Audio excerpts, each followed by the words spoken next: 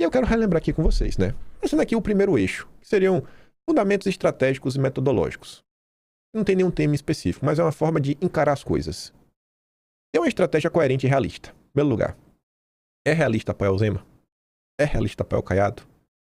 Quem tá falando em 2026? Não é. É realista, sei lá, hoje no Brasil? O Brasil de 2022 a 2023 a 2026 era realista algumas pautas que só a direita iria apoiar? Não, porque a direita não tem números no parlamento.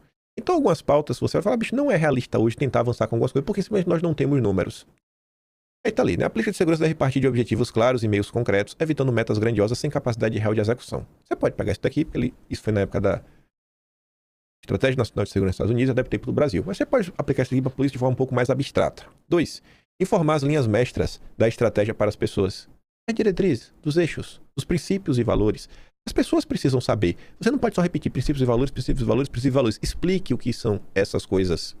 A população precisa compreender o que o Estado busca, o que a classe política busca, o que a bolha da direita busca, por quê e a que custos, garantindo legitimidade e coesão. Saber avaliar, classificar e priorizar. Não dá para fazer tudo ao mesmo tempo. Nem todas as ameaças de interesse têm o mesmo peso. Priorizar é condição básica de qualquer estratégia séria. A direita até hoje nenhum plano tem. Fazer autocrítica para saber o que vem dando errado. Acho que é uma diretriz que o que eu defendo, a política deveria ter. Esse papo de resolvam no privado. A turma não quer resolver no privado nem no público. Erros passados precisam ser reconhecidos para evitar sua repetição e corrigir rumos estratégicos equivocados. Parar com platitudes e discursos vazios. A estratégia deve abandonar slogans morais genéricos e focar em decisões práticas, mensuráveis e verificáveis. Estamos falando de slogan no vídeo de hoje, né? Isso aqui eu só estou recuperando, a gente falou em novembro do ano passado. Ter capacidade de dizer não ao plano fracassado das elites. Rejeitar consensos artificiais impostos por elites políticas, econômicas ou acadêmicas, quando estes prejudicam o interesse nacional. Pilar básico. Aí vamos lá, segundo ponto. Princípios e valores. Soberania nacional e ordem internacional. Abandonar o globalismo e o livre comércio irresponsável. Olha a palavra irresponsável. Não é ser contra o livre comércio. É o livre comércio irresponsável. Não dá para abrir o mercado por um todo. Em determinado momento, às vezes, o Estado, nação, Brasil, vai precisar proteger algum setor da indústria nacional por algum tipo de, sei lá, prioridade. Sei lá, o governo faz as suas compras, o governo não vai sair comprando, sei lá, só munição. Botar munição que é fácil de entender. Tem a fábrica brasileira de munição, a gente vai comprar da China, que é mais barato. Tá, aí a fábrica brasileira quebra, aí em determinado momento aí tem uma invasão ocorrendo no Brasil, ou um país começa a apoiar o PCC, o Comando Vermelho, com bala e arma à vontade. E aí o Brasil vai comprar da China? Não, não tem bala não. Aí a polícia no Brasil fica sem munição. Dá para abandonar uma indústria dessa? Dá para só botar o livre mercado? Aí mais barato, vamos comprar da China, a fábrica de munição que se lasque. Peraí, bala é uma coisa que se usa com frequência no Brasil, né? Tem de bala perdida por aí. Então assim, não é ser contra o livre comércio. O livre comércio é responsável, tem que pensar. O comércio deve servir à nação. Acordos que destroem a base produtiva interna precisam ser revistos ou abandonados. Quando você olha para 2026 dos candidatos, qual está mais próximo disso daqui? Tanto de entender e estar contra o globalismo, contra o livre comércio. Qual foi a postura do Caiado do Fica em Casa? Qual a postura do Caiado em termos internacionais? Internacional eu nem sei. O que eu sei é que o Zema foi lá na ONU para incluir Minas Gerais no projeto de carbono zero. Eu sei que o Zema é o defensor da agenda SG. Zema deu entrevista para o Estadão reclamando que no governo Bolsonaro a agenda verde andou pouco. O Zema vai totalmente contra meus princípios e valores. Os meus. Você é favorável, você é favorável. Estar apto a romper com organismos e instituições internacionais hostis à soberania. Zema foi lá colocar Minas Gerais de joelhos frente à ONU. Eu quero alguém que bata de frente. Queria alguém como Arthur Bernardes, que tirou o Brasil da ONU da época, que era a Liga das Nações. Instituições que tentam impor agendas políticas ou dissolver a soberania nacional não devem ser tratadas como intocáveis. Impedir que ativos estratégicos estejam na mão de qualquer um. Mais uma vez, o Zema quer entregar a Petrobras. Eu sou totalmente contra. Como eu fui contra a Eletrobras, que agora está na mão dos irmãos Batista, né? Agora adquirindo até energia nuclear brasileira. Infraestrutura crítica, energia, comunicações e defesa não podem ficar sob controle de interesses hostis ou oportunistas. Interromper a atuação hostil de forças estrangeiras dentro da nação. Combater espionagem, lobby estrangeiro, guerra informacional, interferência política interna. Tem ou não tem lobby estrangeiro? Tiveram várias leis nos últimos anos favoráveis à compra de terra para os estrangeiros, favorecendo também a China, que a gente tanto fala. Não teve lá o Obama espionando o Brasil? Não teve a CIA contra Bolsonaro? Cara, eu sou contra isso. Acho que tem que ser uma postura, entender que isso é uma real sério que acontece com frequência. Buscar independência e soberania econômica. Reduzir dependências externas que comprometam decisões políticas, militares ou econômicas, que é um ponto que eu acho que nenhum dos candidatos até falando sobre isso. mas que aqui devia ser um princípio norteador, sempre tomar medidas dentro do Itamaraty, o Ministério das Relações Exteriores, sempre ter essa visão e também aplicar isso para o setor do Ministério da Fazenda, Meio Ambiente, tudo. Vamos pensar, cara, vamos priorizar, porque estava ali no primeiro ponto, né, o plano. Vamos tentar ter um plano onde a gente priorize medidas que vão trazer independência e soberania econômica. Não vamos ficar dependentes. Valores, identidade e coesão civilizacional. Aqui é o meu. Tem gente que acha que, não, peraí, pô, não pode misturar Estado e religião. Pois eu acho que Deus e a cosmovisão cristã deveria fazer parte assumida do plano. Porque tem todos os valores que são intrínsecos do cristianismo. Eu, na minha concepção, deveria estar. O Estado laico eu não curto muito não, viu? Me perdoe. Valorização da história nacional e do espírito nacional. É isso. Também com o princípio norteador. Dá até de priorizar coisas também. Puder colocar tudo no mesmo pacote, por que não? Resgatar heróis, conquista, narrativas que fortalecem a identidade, pertencimento e orgulho nacional. Entender que isso é um papel importante. Proteger e incentivar as famílias tradicionais. Para mim existe família tradicional.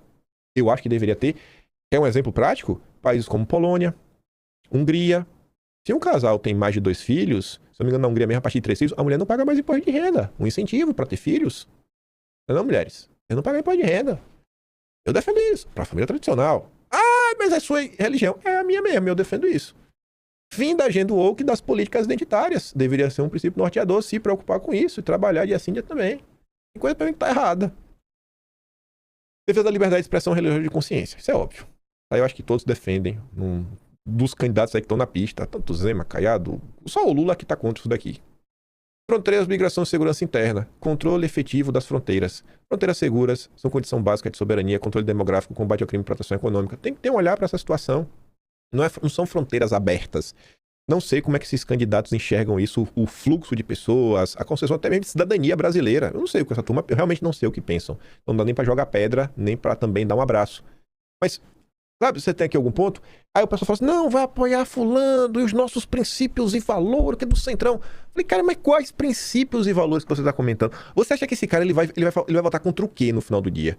Porque a pauta da chamada direita brasileira, 95% do tempo, sendo preciso, na verdade, não estou aumentando, mas 95%.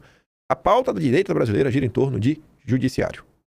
E aí ela trata como aliado ou inimigo o posicionamento de pessoas dentro da política e a visão que essas pessoas têm do judiciário. Se apoia o impeachment do ministro, é aliado. Se está contra, é inimigo. E eu realmente acho que deveria apoiar o impeachment. Mas para além disso, quais são os princípios e valores? O que é que você teme que essa pessoa faça ou deixe de fazer? Defesa nacional e poder militar. Fortalecimento das Forças Armadas, eu acho que é importante. Eu acho que essa visão do melancia não está com nada. Forças Armadas devem ser letais, modernas, bem treinadas, focadas na missão, não em agendas ideológicas. Investimento na indústria de defesa. Eu não quero ficar... O Bruno Dantas, do TCU, que eu tenho até uma estima porque é de minha cidade, Feira de Santana, dá para ir para a Vibraz. A Vibraz está basicamente na mão da JBS daqui a alguns dias. Sei lá, velho. Eu não acho que o nosso caminho deveria passar por aí, né? Eu não queria depender da JBS. Eu não queria que o Brasil dependesse da JBS para poder se defender. Eu não queria, não sei você, mas eu não queria. Investimento em energia nuclear. Isso aqui foi feito antes da JBS comprar a energia nuclear brasileira. Agora, investir em energia nuclear é investir na JBS. Infelizmente, né? É o Brasil. Infraestrutura, energia e resiliência. Foca em infraestrutura resiliente. Investimento pesado em energia. Energia barata. Zema, Ratinho Júnior, ambos, se você olha diversas decisões, tomaram decisões com base em critérios de atingir emissões zero de carbono. Eu tô cagando para emissão de carbono. Tô cagando. Eu quero que as decisões sejam tomadas para garantir que nós teremos energia barata. Ah, mas o peido da vaca. Estou cagando. Eu não ligo. Eu não ligo. Se você liga, ok, você liga. Eu não ligo. Tô falando os meus pontos norteadores. Eu não quero saber das emissões de carbono. Eu quero saber se aquela decisão está sendo tomada. Esse é o princípio. Energia barata. Se você toma uma decisão que não otimiza a energia barata, você, para mim, quebrou um dos meus princípios e valores. Princípios e valores. Papo de maluco, sabe? Não fala nada com nada. Energia abundante e barata como objetivo estratégico. Estou reforçando. Abandonar ideologias ambientais destrutivas. Então, não dá para abraçar o Partido Novo, porque eles apoiam a agenda ESG. A Carol Esponda já deixou isso claro várias vezes também. Economia nacional, trabalho e indústria. Base industrial forte. Indústria nacional robusta é essencial tanto para a prosperidade quanto capacidade de guerra. Indústria nacional. Para mim, não é só ter uma indústria. Eu não queria uma multinacional. Eu quero de preferência que as indústrias sejam nacionais, que os entes que são donos dessas indústrias, talvez um trust, um fundo, mantenham os seus investimentos no Brasil. E quando ele enriqueça, ele compra uma casa no Brasil, uma mansão no Brasil, uma terra no Brasil, que o dinheiro dele fica aqui no Brasil rendendo, gerando mais emprego, mais propriedade no Brasil. Não que seja multinacional, que vem para cá, até fabrica o dinheiro, mas o que ela vende no Brasil, o que ela tem lucro, ela manda para o exterior para enriquecer o país origem. Economia com foco no trabalho e nas empresas nacionais. Crescimento econômico só é legítimo se beneficiar trabalhadores e fortalecer o tecido produtivo interno. O que a gente observou durante a era Lula? O PIB até cresce. Ok, massa. Mas o seu PIB está crescendo? O PIB da sua casa, a renda da sua família está crescendo? Porque grande parte desse aumento do PIB foi aí de algumas poucas empresas que boletaram muito e aumentaram em muito os seus lucros. Eu tenho muito mais preocupação do PIB per capita do que o PIB. Eu acho que tem que focar muito mais no indivíduo, na ponta da linha, do que só o PIB brasileiro. Tá, beleza, o PIB tem que subir mesmo, mas e na ponta da linha? O PIB tá indo pro bolso de poucos ou a população tá sentindo também? Fortalecer a moeda nacional. Moeda forte, instrumento de soberania, estabilidade econômica e projeção internacional. Tem gente até que celebra quando o real tá barato, porque aí a exportação ganha um pouco mais de competitividade. É um setor do lado que gosta. Proteção contra práticas hostis de entidades transnacionais. Defesa contra dumping, que a China adora fazer. Manipulação de mercados, coerção econômica externa. Isso tudo parte das autarquias e alguns setores do Estado fiscalizarem isso de perto. Incentivar a permanência do capital no país. Não basta só ter indústria. Pô, o cara é indústria nacional, velho. O dinheiro tem que ficar aqui. E se for muito nacional, bom, o Trump mesmo meteu o lei lá. Vai tirar o dinheiro, vai ter que pagar o imposto. Para desincentivar, né? Evitar a fuga de capitais. Repatriar empresas em mentes. For possível. Tem muito brasileiro. A gente morar fora do país pode... Tem aquela frase que o pessoal diz, né? Morar fora do Brasil é legal, mas é ruim. E morar no Brasil é ruim, mas é bom. Então, é mais ou menos assim, né? É diferente. Pode ser o que for. Você não fala a sua língua. Eu mesmo nunca vou conseguir me expressar em inglês como eu me expresso em português. Jamais. Meu inglês, até o sotaque é baiano. Não é igual, velho. Não é igual. Não sei se eu voltaria a morar no Brasil, porque no meu caso envolve família também. Já mudou um pouco mais, ficou mais complexo. Mas em algum momento eu vou estar no Brasil. Eu não consigo me ver sem... Em algum momento que seja estar numa ponte aérea Brasil-Austrália. Não tem como. Sabe? O Brasil é o Brasil, com todos os seus problemas. Minha Feira de Santana. Agora o cara vai voltar para que às vezes nem emprego tem. O cara estudou tanto, fala, bicho, eu vou voltar pro Brasil, não sei nem onde é que eu vou trabalhar. É criar essas oportunidades. Política econômica, tributação e regulação. Foco em corte de impostos. Isso daí é a cara do Flávio Bolsonaro, porque foi o exemplo do governo Bolsonaro. Desregulamentação para pequenos empreendedores. Desburocratização, tá, okay, mas vamos botar aqui um foco com prioridade, os pequenos. Se você pegar de empregos, a maior parte dos empregos no Brasil são as pequenas e médias empresas. Vamos facilitar a vida dessa gente em primeiro lugar. O pequenininho. Porque o grande aguenta muita coisa. O grande tem mais, sabe, jogo de cintura, tem caixa, tem estrutura. Vamos ajudar o pequeno e o médio. Ciência, tecnologia, inovação, soft power. Foco em inovação. Manter liderança tecnológica, áreas críticas como IA, defesa, energia, indústria. Tem um foco nisso. Ninguém liga. Entender que isso aqui é prioritário? Eu acho que aqui nem a esquerda é contra. Até petista seria favorável a isso daqui. Investimento em soft power, utilizar cultura, tecnologia, influência econômica para mudar o ambiente internacional a favor do país. Política externa e diplomacia. Relações internacionais baseadas em benefício nacional. Diplomacia guiada por interesse concreto, não por idealismo abstrato. Meus princípios e valores. Quantas pessoas vocês não viram aí jogando pedra em Bolsonaro? Porque ele foi na Rússia garantir fertilizante. Mas o Putin... Ô, irmão, é sério mesmo. Você não deixar o mundo passar fome, a economia local quebrar, porque vai faltar comida, em nome dos princípios e valores, para mim é ruim. Eu sou favorável a pensar no interesse nacional. Em primeiro lugar. Brasil em primeiro lugar. Chancelaria alinhada à iniciativa privada, entender que o Itamaraty deve ter um papel ativo de prospectar mercados. Agir como um braço até para ajudar em termos de regulação. Pô, o cara tá crescendo, ele vê que, sei lá, na França tem uma oportunidade dele chegar lá, fazer alguma coisa, e o Itamaraty ajuda esse empresário. Por que não? Governança e coerência do Estado, né? Funcionários alinhados aos valores do governo. Principalmente as nomeações para ministros. Pessoas alinhadas à agenda eleita. Porque cargo de mandato, você dá conversa, jogo de cintura, CD, mas, cara, nomear gente pra máquina, aí realmente tem que ter gente alinhada, que vai tocar a mesma música, como orquestra. Senão vai dar errado. Sabe? Aí fica essa discussão de maluco o tempo todo. Não, princípio de valor, princípio de valor. Que mano, não é princípio de valores, irmão. Vamos falar lé com crepe, porque não tem isso na mesa hoje. É papo de doido esse papo do Zema. Mas só pra chegar aqui no fim, falando de umas coisinhas da Faria Lima que eu disse que ia falar, e a gente só fechar com a questão da vice do Flávio. Após crise com o Paquito, Flávio busca empresários da Faria Lima para acalmar o mercado e sustentar a candidatura. O que seria acalmar o mercado e sustentar a candidatura? Qual é a preocupação da equipe, né, do Flávio? Segundo interlocutores ouvidos pelo Globo, a agenda com empresários já havia sido organizada antes da divulgação, a reportagem do Intercept, isso é verdade. A repercussão do caso, porém, transformou os encontros em parte importante da estratégia. A avaliação dentro do entorno é que Flávio precisa agir rapidamente para evitar que o episódio amplie dúvidas do empresariado, justamente no momento que adversários e setores da própria direita passaram a questionar sua viabilidade eleitoral, então vai todo mundo jogar contra, criar ainda mais dificuldade para o Flávio. Segundo interlocutores próximos do Flávio, parte das críticas vindas do mercado, inclusive, também reflete a preferência deles por outros nomes, como tipo, o perfil do Tarcísio. E nos últimos dias, né, esses setores aí, quem sabe, vão emplacar o Zema, que não vai emplacar, mas vão usar essa narrativa, que vai gerar desgaste, mais confusões e confusões e confusões. Então, é aproveitar esses eventos para deixar bem claro, irmão, quieto faixa aí de vocês, eu sigo sendo candidato, eu vou estar no segundo turno. A gente vai fazer isso aqui. Para de jogar contra, para de atrapalhar. Temos um país para resgatar das mãos do PT. Olha o que diz o Guilherme Amado. O que os cotados a posto Ipiranga de Flávio dizem sobre assumir a fazenda. Aí diz que tanto Montesano quanto Saxida, quando são questionados, dão a mesma resposta. Eles desconversam sobre o assunto. Só que a parte é matéria de 2 parágrafos. Olha o segundo. Como mostrou a coluna, a Faria Lima aguarda impaciente por sinalizações mais claras de Flávio sobre os rumos que pretende dar à economia.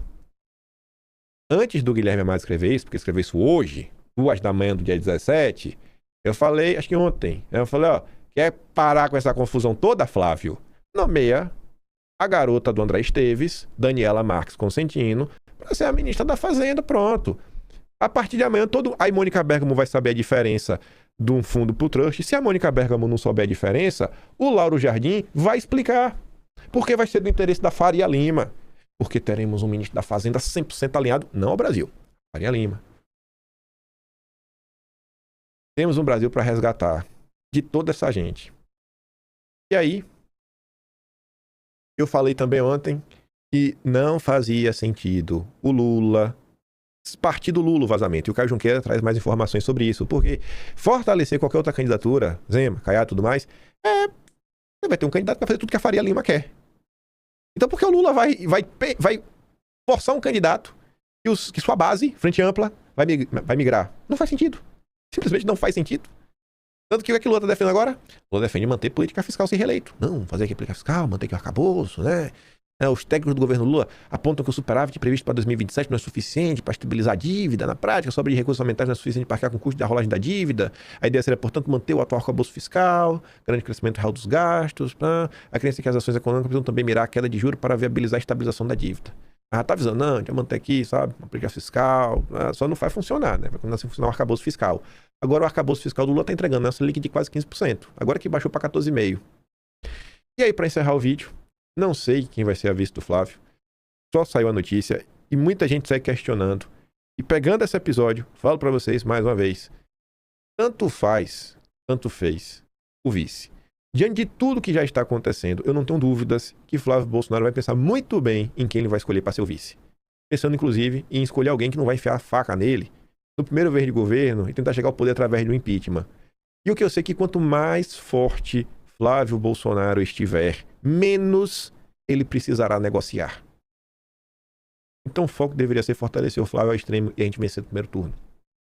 E a nota aqui diz que o Flávio se encontrou aí no evento do The Hit com a Simone Marqueto mais uma vez. Diz que o papo foi bom, tudo mais, ela é cotada para vice.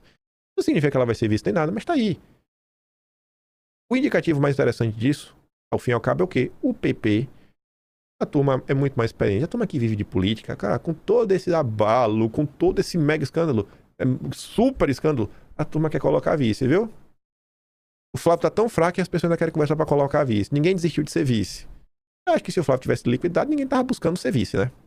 Então, pelo amor de Deus, gente, vamos ter um pouco de responsabilidade, vamos raciocinar sobre o que está acontecendo, sabe? Vamos parar com esse papo furado de princípios e valores. Não é um papo furado, é um papo abstrato de princípios e valores. Vamos botar a bola no chão, vamos dar um pouco de profundidade na discussão, vamos remar em alguma direção, sabe? Para chegar em algum lugar.